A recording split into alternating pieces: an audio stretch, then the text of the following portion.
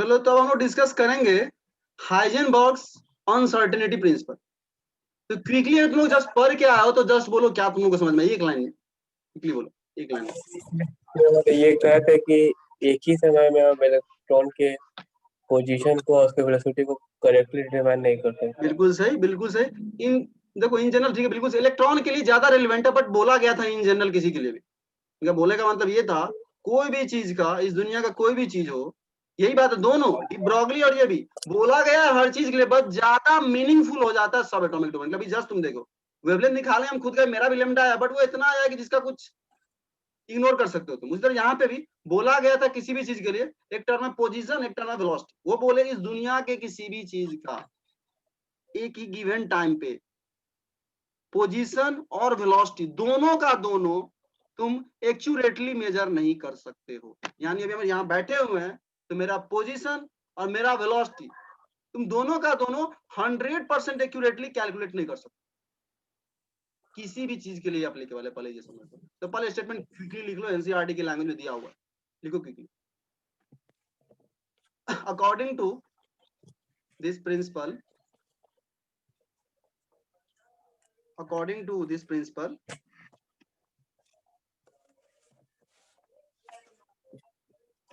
it is impossible, यहाँ लिखा हुआ है एनसीईआरटी में, it is impossible to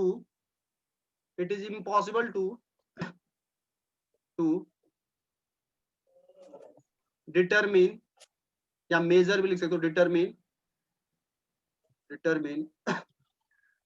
determine simultaneously, वही एनसीईआरटी वाले लैंग्वेज लिख रहा है, simultaneously the exact वर्ड पे ध्यान दो, the exact position and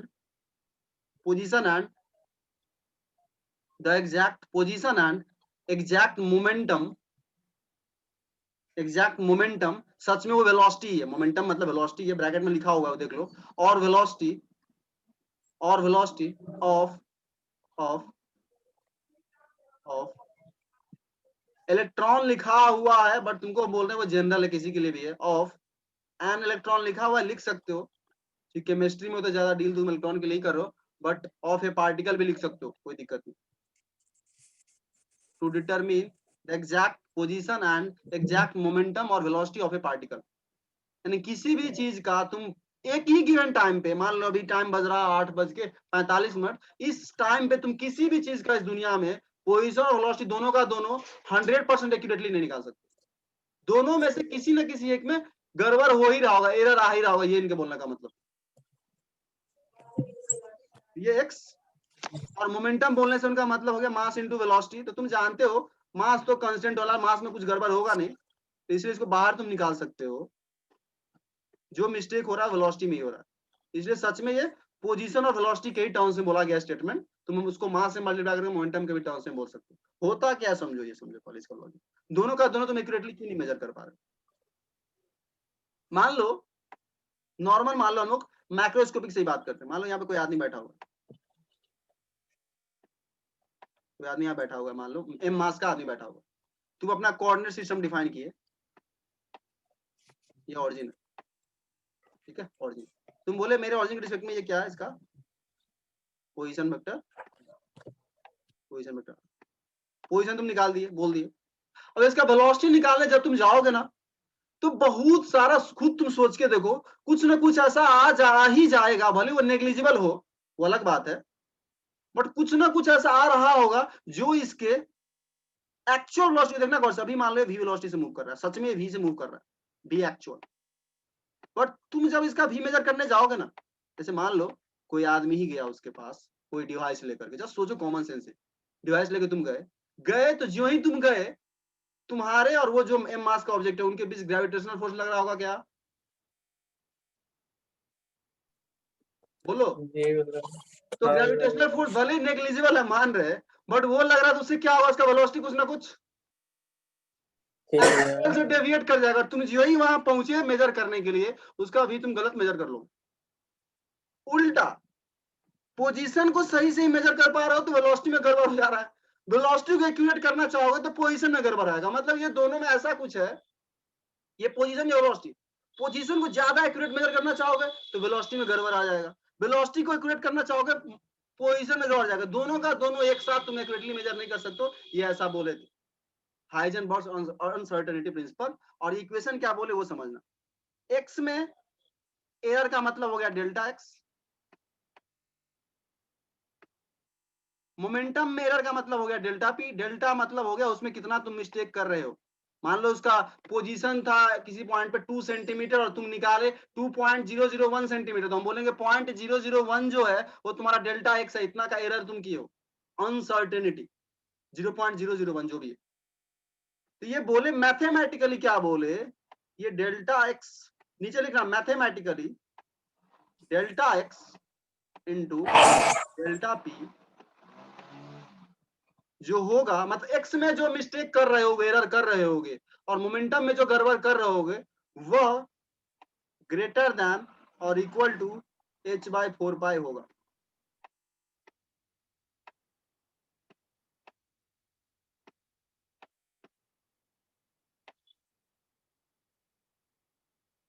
obviously momentum में मास कांस्टेंट है, उसको खींच सकते हो बाहर, इसी क्वेश्चन तुम लिख सकते हो delta x into delta v, mass बाहर आ गया और वो मास को इधर लाके डिवाइड में कर दो, तो ये भी तुम लिख सकते हो ग्रेटर देन और इक्वल टू h/4πm। किसी भी चीज के लिए एप्लीकेबल है, पहले बोल देते हैं, इलेक्ट्रॉन के लिए ही नहीं, किसी भी चीज के लिए। इक्वेशन ले लो, delta x delta v is greater than equal to h/4πm। ये देखो क्या बोल रहा है, ये बोल क्या रहा है कि एक्स में जो अनसर्टेनिटी है या एरर बोल लो, अनसर्टेनिटी, वो अगर डेल्टा पी मोमेंटम के अनसर्टेनिटी से मल्टीप्लाई होगा तो वो h/4π से हमेशा बड़ा होगा या बराबर होगा, मतलब h/4π से कम तुम नहीं कर सकते इसके वैल्यू को, ग्रेटर देन और इक्वल टू ये है। यानी कम से कम तुम h/4π का मिस्टेक तो करोगे ही करोगे डेल्टा एक्स डेल्टा पी में। ये प्रोडक्ट कम से कम h/4π होगा। न्यूमेरिकल के लिए हम लोग इसको लगभग इक्वल मान लेते हैं, न्यूमेरिकल सॉल्व करते हैं तो हम मान के चलेंगे कि delta x into delta p is approximately equal to h/4π। वो सच में इक्वल नहीं है, सच में ग्रेटर देन इक्वल टू। ठीक है, यही है इसका मैथमेटिकल वर्जन। अगेन सेम एक एग्जांपल लेंगे और देखेंगे कि इसका ज्यादा सिग्निफिकेंस सब एटॉमिक डोमेन के लिए। इंसान के लिए लगाओगे, बड़े चीजों के लिए लगाओगे तो निकलेगा कुछ ना कुछ एरर, बट वो एरर लगभग ना के बराबर होगा सॉल्व करोगे, जैसे पिछली बार हुआ था। तो बोलने के लिए सबके लिए वैलिड है, ये मत बोला कोई पूछे तुमसे कि Heisenberg uncertainty principle macroscopic domain के लिए वैलिड नहीं है, नहीं वैलिड है, वैलिड तो है, भले उतना सिग्निफिकेंट नहीं है बट वैलिड हर जगह है। चलो ठीक है, तो नीचे हम आने वाले उस एग्जाम्पल पे, लिख लिए क्विकली तो बोल दो। बे एक मिनट लिख रही। ओके,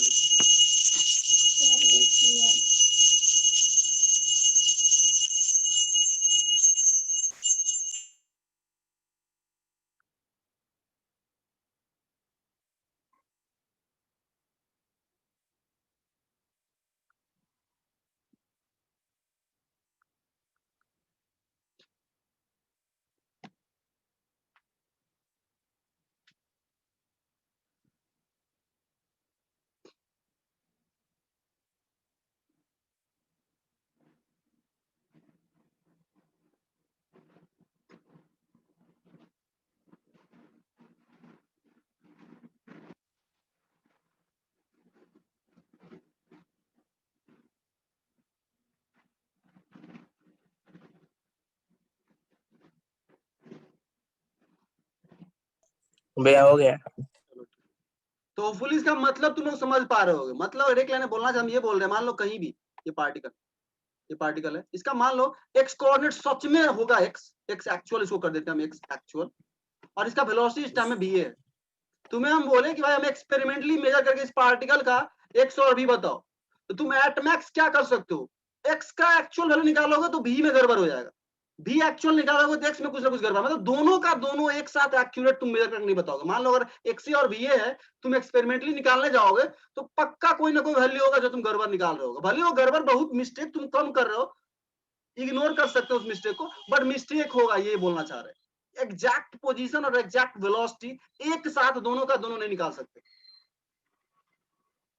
इस चीज का कंक्लूजन ये बोला जा सकता है कि किसी भी चीज का इस दुनिया में किसी भी चीज का तुम जो बोलते हो ट्रैजेक्टरी कि ये सर्कल में चल रहा है, ये स्ट्रेट लाइन में चल रहा है, सच में वह ट्रैजेक्टरी एग्जैक्टली डिफाइन करना मीनिंगलेस है या 100% सही नहीं होता। जब तुम बोलते हो हम काइनेमेटिक्स 1D का क्वेश्चन सॉल्व कर रहे हैं, पार्टिकल मेरा स्ट्रेट लाइन में चल रहा है, अप्रोक्सीमेटली बोल रहा हो तुम 99% एक्यूरेट हो गए मानते हैं, 100% एक्यूरेट तुम वहां पे भी नहीं हो। हाइजेनबर्ग अनसर्टेनिटी प्रिंसिपल के अकॉर्डिंग किसी भी चीज का ट्रैजेक्टरी तुम 100% प्रिडिक्ट ही नहीं कर सकते हो। क्योंकि ट्रैजेक्टरी का मतलब क्या होता है, सोचो खुद, एक्स और वाई में रिलेशन, यानी पोजीशन और वेलोसिटी में रिलेशन होता है। सच में तुम पोजीशन और वेलोसिटी एक्यूरेटली मेजर कर ही नहीं सकते हो, तो ट्रैजेक्टरी कैसे एक्यूरेटली बता सकते हो भाई? तो फिर ये भी तुम नहीं बोल सकते बोर्स मॉडल में कि इलेक्ट्रॉन चारों तरफ न्यूक्लियस के सर्कुलर मोशन में मूव कर रहा होता है, क्योंकि तुम्हें एग्जैक्ट पोजीशन और एग्जैक्ट वेलोसिटी पता ही नहीं है, तो तुम कैसे बोल रहे हो सर्कल में मूव कर रहा है? तो यह भी एक बोर्स मॉडल का लिमिटेशन है। यानी ये हाइजेनबर्ग अनसर्टेनिटी प्रिंसिपल को बोर्स मॉडल कंट्राडिक्ट कर देता है, यह बोल करके कि हम बोल रहे हैं कि इलेक्ट्रॉन चारों तरफ सर्कल में मूव कर रहा है। हाइजेनबर्ग बोलता है कि भाई जब पोजीशन मोमेंटम तुम साथ निकाल ही नहीं सकते हो, तो ट्रैजेक्टरी कैसे बोल रहे हो कि ट्रैजेक्टरी ऐसा है? ये इसका बहुत बड़ा कंक्लूजन है, पारी बोल देते हैं। क्वेश्चन सॉल्व करना इजी है, बट समझने वाला बात ये है सच में। और इसीलिए इसके बाद हम लोग क्वांटम मैकेनिकल मॉडल पे जाएंगे। इसके बाद सारा का सारा बात प्रोबेबिलिटी के टर्म से बात किया जाता है, मैथमेटिकल प्रोबेबिलिटी जो पढ़े हो तुम लोग थोड़ा बहुत 9th 10th।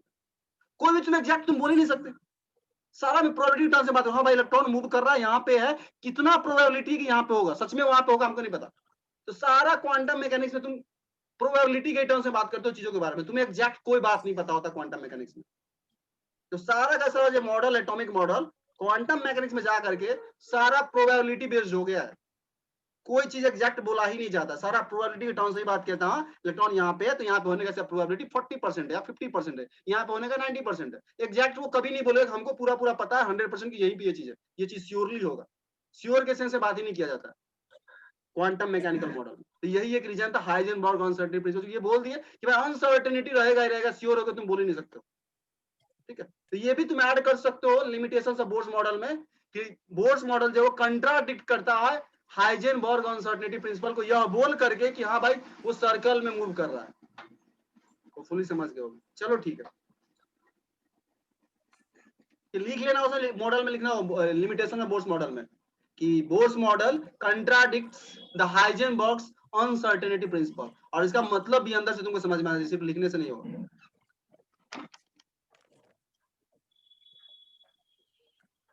उसमें ऐड कर लो limitation.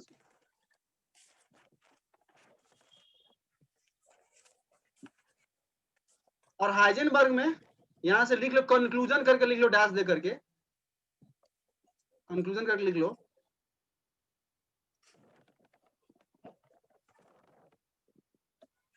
the trajectory of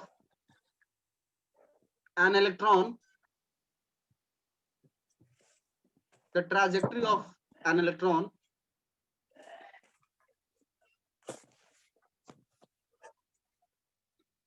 cannot be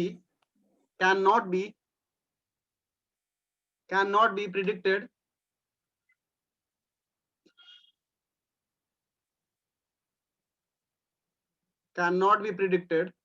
बस सिंपली ये भी तुम लिख सकते हो। ट्रैजेक्टरी तुम प्रिडिक्ट नहीं कर सकते हो, एक्यूरेटली लगा दो। एक्यूरेटली तुम ट्रैजेक्टरी के बारे में बात नहीं कर सकते हो कि सर्कुलर ही है, ये भी तुम नहीं बोल सकते।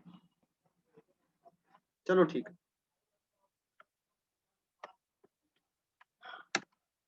क्वेश्चन यहाँ पे सेम चीज रिपीट कर रहे हैं।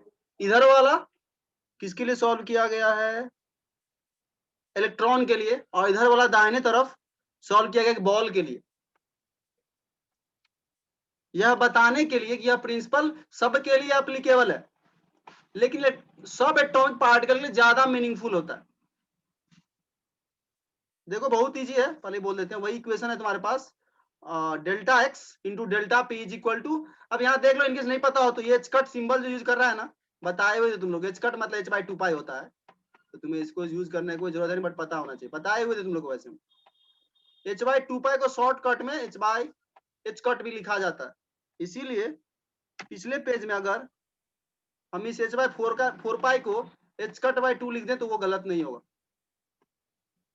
क्योंकि एच कट मतलब होता है h/2 और ये 4 है, तो एच कट के अंदर 2 चला गया, 2 बच गया तो नीचे 2 लिख दिया। ये भी नोटेशन यूज होता है, ठीक है। जस्ट एच कट बाई 2 इसको लिख सकते हो, h cut is equal to h/2। ये फॉर्मूला है वही वाला, नया फॉर्मूला कुछ है नहीं, सिंपल क्वेश्चन है।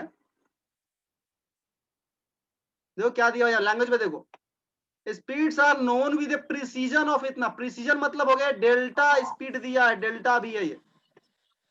प्रिसीजन बोले, एक्यूरेसी बोले, सबका सेंस यहाँ पे एक ही लेके चलोगे।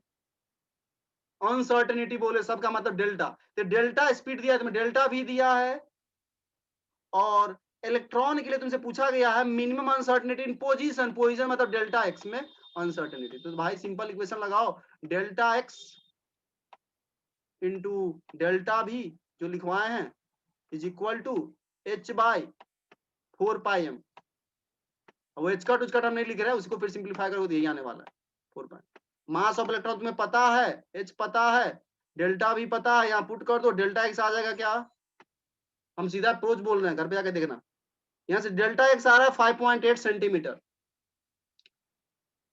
सेम क्वेश्चन रिपीट करो यहाँ पे, बॉल के लिए भी को यू यूज कर रहा है तो घबराना मत, सिंबल है इसका जहाँ पे कहाँ पे, ठीक है। फिर इसके लिए सेम रिपीट करो, किसके लिए, बॉल के लिए। बॉल का मास है 6 kg, इलेक्ट्रॉन का मास क्या था, बहुत कम। इस केस में तुम्हारे पास आ रहा है डेल्टा एक्स, यानी एक्स में जो एरर होगा, अनसर्टेनिटी होगा, वो इतना होगा, और यहाँ पे एक्स में जो एरर होगा इलेक्ट्रॉन के केस में 5.8 होगा। तो भाई हम ऐसा बोल रहे हैं कि बॉल का पोजीशन हम गलत निकाले हैं, बट गलत का देख लो लेवल कितना है, एरर का लेवल लगभग हम लगभग हम पूरा एक्यूरेटली निकाल ही लिया, ऐसा बोल सकते हैं।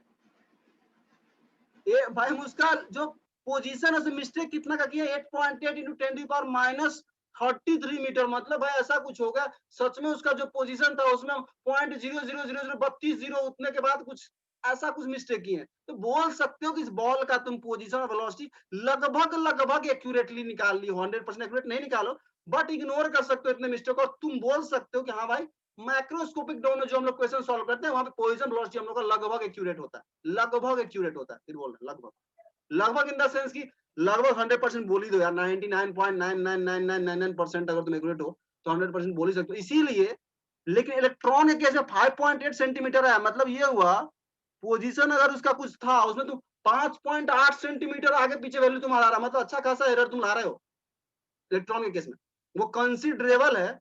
और इसीलिए बोल सकते हो इलेक्ट्रॉन के केस में यह जो प्रिंसिपल है ज्यादा सिग्निफिकेंट है, सब एटॉमिक लेवल पे ज्यादा सिग्निफिकेंट है, जैसा कि उसमें भी किया था डी ब्रॉगली में भी। यानी यह दोनों प्रिंसिपल या हाइपोथेसिस जो भी बोल लो हर जगह वैलिड है, बट ज्यादा सिग्निफिकेंट है माइक्रोस्कोपिक डोमेन में, सब एटॉमिक लेवल पे।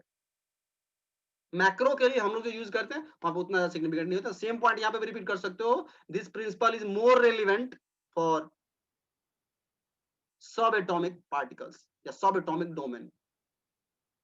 Macro domain micro domain word use होता है, तो ध्यान रखना, कभी कभी ऑप्शन में लिख के आएगा इसलिए बोल रहे हैं। मैक्रो मतलब बड़ा बड़ा चीज जो हम लोग है उसमें, तो यहाँ पे हम लोग इस प्रिंसिपल उतना ज्यादा सिग्निफिकेंट नहीं होता ये दोनों का दोनों। माइक्रो मतलब छोटे लेवल का बात कर रहे हैं, सब एटॉमिक लेवल का, तो वहां पे ज्यादा सिग्निफिकेंट होता है। वैल्यू से तुम देख सकते हो, तो यहाँ देख लो क्लियरली लिखा हुआ है, अनलाइक द, देख लो यहाँ देख लो, the position uncertainty for the ball is immeasurably small, बहुत ही मतलब इतना स्मॉल है कि तुम मेजर भी नहीं कर सकते कितना मिस्टेक किए हैं। भाई तुम इसको मेजर करके भी नहीं बता सकते प्रैक्टिकली कितना मिस्टेक किए, तो प्रिंसिपल से सॉल्व करके आ रहा है। प्रैक्टिकली तुम बोलोगे भाई डिवाइस ही नहीं इतना मेजर कर सकता कि 8.8 इंटू 10⁻³ इतना लिस्ट काउंट किसी डिवाइस का ही नहीं होता होगा, हम बोल रहे होगा, होता ही नहीं होगा, बहुत कम है इतना लिस्ट काउंट, लगभग इम्पॉसिबल किसी डिवाइस का बनाना। और प्लैंक्स कांस्टेंट वेरी स्मॉल जो भी है देख लो, तो इसीलिए यहाँ लिखा गया है ये जो लिमिटेशन यहाँ से आ रहा है अनसर्टेन प्रिंसिपल से, वह नोटिसेबल है। तुम नोटिस कहाँ कर सकते हो, नोटिस नहीं कर सकते हो मैक्रोस्कोपिक सिस्टम में, ये ऑब्जर्वेबल नहीं, ऑब्जर्व तुम नहीं कर सकते हो प्रैक्टिकली। इसलिए तुम मैकेनिक्स जब पढ़ते हो तो क्यों लिख देते हो खट से कि x is equal to 2t² plus का, तुम ऐसा बोलते हो, क्लेम करते हो कि हमें x पूरा पता है एक्यूरेटली, डिफरेंशिएट करके वेलोसिटी भी एक्यूरेटली पता है, तुम ऐसा क्लेम करते हो। वह क्लेम 100% सही नहीं है, बट लगभग सही है, इसलिए तुम सही मान के चलते हो। हाइजेनबर्ग के अकॉर्डिंग ऐसा इक्वेशन लिखना पॉसिबल ही नहीं। किसी particular position equal to t square plus 5 है, ये पॉसिबल ही नहीं है, क्योंकि पोजीशन और वेलोसिटी दोनों का तुम एग्जैक्टली हम डिटरमिन कर ही नहीं सकते। और तुम ये इक्वेशन अगर लिख रहे हो तो dx/dt से वेलोसिटी भी तुम्हारा आ रहा है 40, वो भी तुम मेजर कर लिया एक्यूरेटली, x भी मेजर कर लिया एक्यूरेटली, वो पॉसिबल ही नहीं है इसके अकॉर्डिंग, बट लगभग सही होता है हम लोग जो सॉल्व कर रहे होते हैं जनरली इस डोमेन में। तो फर्क पड़ता नहीं है अपने को हाइजेनबर्ग प्रिंसिपल का बहुत ज्यादा मैक्रो डोमेन में। माइक्रो में जाओगे वहां पे देख लो फर्क पड़ रहा है। तो सिंपल कंक्लूजन इसका यही है कि ये भी तुम्हारा माइक्रो डोमेन के लिए ज्यादा सिग्निफिकेंट है। इसके क्वेश्चन की अगर बात करें तो बता रहे हैं, देखो क्या हो सकता है। एक क्वेश्चन था अच्छा वाला, पता नहीं हम रखे कि नहीं रखे, कहीं देखे हुए थे। इसमें क्या करवा सकता है वो ध्यान देना, जस्ट बोल देते हैं यहाँ पे और खत्म करेंगे फिर हम आज की क्लास को 2-3 मिनट में। देखो क्वेश्चन तुम्हारे पास ये है, delta x into delta v is approximately equal to, अब लिखेंगे हम इक्वेशन सॉल्व करने के लिए, h/4 पाई m को इधर ला दिए। तुम्हें कर क्या सकता, कभी इसमें डिफरेंशिएशन लगवा दिया जाता है क्वेश्चन में, देखो कैसे करेगा। तो डेल्टा एक्स का मतलब सच में वो dx है अगर डिफरेंशियल के फॉर्म में बोले तो, और ये dv है, तो डिफरेंशिएट करोगे तो dx dv आने का चांस है ऑब्वियसली। कभी कभी क्या करता है, तुम्हें दे देगा uncertainty in kinetic energy is इतना, मतलब तुम्हें दे देगा क्वेश्चन में डेल्टा के, ऐसा कुछ। अब तुम इस इक्वेशन कैसे लगाओगे, इस पे जाना है तो तुम्हें क्या करना होगा, ध्यान देना। यहाँ ऐसा क्वेश्चन हम डालेंगे पीडीएफ में, ट्राई करना। काइनेटिक एनर्जी इक्वल टू क्या होता है, हाफ mv²। तुम यहां से क्या करोगे ना, इसका डिफरेंशियल ले लोगे, डी के डी के differential is equal to half constant, half m बाहर, b² का 2v, ये हो जाएगा mv, mv dv डिफरेंशिएट कर रहे थे। और तुम फिर क्या करोगे इस इक्वेशन में, तुम्हें डेल्टा भी सच में क्या है, dv। यहां से क्या करोगे, dv का वैल्यू भरोगे, डी के तुम्हें दिया ही हुआ रहेगा क्वेश्चन में, uncertainty in kinetic energy, mass velocity दिया रहेगा, डिवाइड करके क्या निकालोगे, dv, और फिर यहाँ पुट करो, मतलब मिक्स कर देगा। कभी कभी यही बोल रहे हैं, थोड़ा सा डिफरेंशिएशन का भी तरीका उसमें लगा देगा, पहले बोल देते हैं। मतलब ये जनरली क्वेश्चन डायरेक्ट ही होता है, जो बुक अगर तुमको दिया रहेगा, कुछ कुछ क्वेश्चन ऐसा होता है जब तुमको थोड़ा सा डिफरेंशिएशन लगा करके मिक्स करना पड़ेगा। क्वेश्चन डालेंगे इजी होता है, थोड़ा सा मतलब डिफरेंशिएशन तुमको लगाना पड़ेगा और कुछ। क्वेश्चन का अगर बात करें तो ठीक है, क्वेश्चन एक ऐसा था मेरे पास, ठीक है, मुझको यहाँ पे डाल नहीं पाया, भूल गए, किस दिन होगा तो डिस्कस कर लेंगे। तो यहाँ पे तुम्हारा हो जाता है फिनिश, ठीक है। और यहीं से तुम्हें बोल दें तो प्रोबेबिलिस्टिक अप्रोच का जरूरत पड़ गया, कोई भी चीज श्योर होकर बोल ही नहीं सकते, नाम ही है हाइजेनबर्ग्स अनसर्टेनिटी प्रिंसिपल। कोई भी चीज सर्टेन ही नहीं, अनसर्टेन है। 100% श्योर इवेंट यहाँ एग्जिस्ट ही नहीं करता, ऐसा कुछ ही बोलना चाह रहे हैं। कोई भी चीज के बारे में 100% श्योर हो ही नहीं सकते, सारा का सारा। तो इसमें क्वांटम मैकेनिकल मॉडल आया, जहां पे इलेक्ट्रॉन का ट्रैजेक्टरी भी एग्जैक्टली तुम नहीं बोल सकते हो कि सर्कुलर ही होता है। प्रोबेबिलिटी के टर्म्स में बात करोगे, इलेक्ट्रॉन यहाँ है तो यहाँ होने का इसका प्रोबेबिलिटी 0.4 है, यहाँ होने का सारा कुछ प्रोबेबिलिटी के टर्म्स में हो जाता है, पढ़ के देखना बुक में। वो पार्ट थोड़ा सा मैथमेटिकल है, थोड़ा सा उसको हम डिस्कस करेंगे, बहुत डीप में नहीं जाएंगे, जरूरत भी तुमको नहीं, थोड़ा सा डिस्कस वैसे करेंगे, वो पार्ट बच जाता है, फिर इस चैप्टर को हम क्लोज कर देंगे। एक चीज जस्ट यहाँ पे ध्यान आ गया हमको, वो ये चीज, ये क्वेश्चन तुमको याद है क्या, होमवर्क रहेगा तुम लोग का, mvr is equal to nh/2 pi. हाँ था ये बोर्स के मॉडल में, बोर्स के मॉडल में पोस्टुलेट था, सबसे ज्यादा इंपॉर्टेंट पोस्टुलेट यही था, इसी के कारण सारा तुम फॉर्मूला निकाल पाए थे, वेलोसिटी का, रेडियस का वगैरह वगैरह, सारा मिक्स किए थे इसी फॉर्मूले को, किसके साथ, F इक्वल टू ma के साथ, और फिर सॉल्व किए थे। ये mvr क्या कहलाता था, angular momentum of electron, mvr angular momentum of electron. इस इक्वेशन को पोस्टुलेट बोलते हैं, बोर्स पोस्टुलेट। बोर खुद भी इस फॉर्मूले का प्रूफ नहीं दिए थे, पहले ही बोल देते हैं, खुद के फील्ड से, एक्सपीरियंस या जो भी बोलो, एक्सपेरिमेंटली जैसे बोलो, वो इक्वेशन दिए थे, रिजल्ट वगैरह सही आ रहा था, इसलिए लोग मान लिया सही है। बाद में डी ब्रॉगली का जो इक्वेशन है, lambda is equal to h/p यानी h/mv, इस डी ब्रॉगली के हेल्प से तुम इस इक्वेशन को प्रूव कर सकते हो, यानी बोर्स का एंगुलर मोमेंटम वाला इक्वेशन कैन बी डिराइव्ड, तुम डिराइव कर सकते हो डी ब्रॉगली हाइपोथेसिस के हेल्प से। ये तुम लोग का होमवर्क है, बुक में भी कहीं दिया हुआ रहता है, करके आना, बहुत इजी इक्वेशन, हम नहीं बताएंगे, खुद से करना, क्विकली हम कल के क्लास में एक्सप्लेन कर देंगे। तो यहाँ लिख लो, कॉपी में लिख लो, derive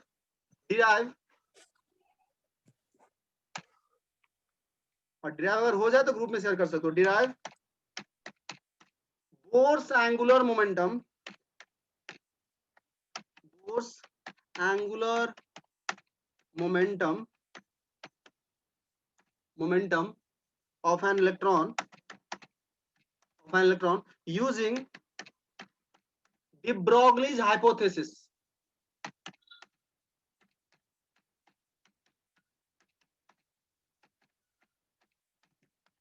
MBR is equal to h by 2 pi को प्रूफ करना है डी ब्रॉगली के हाइपोथेसिस के हेल्प से।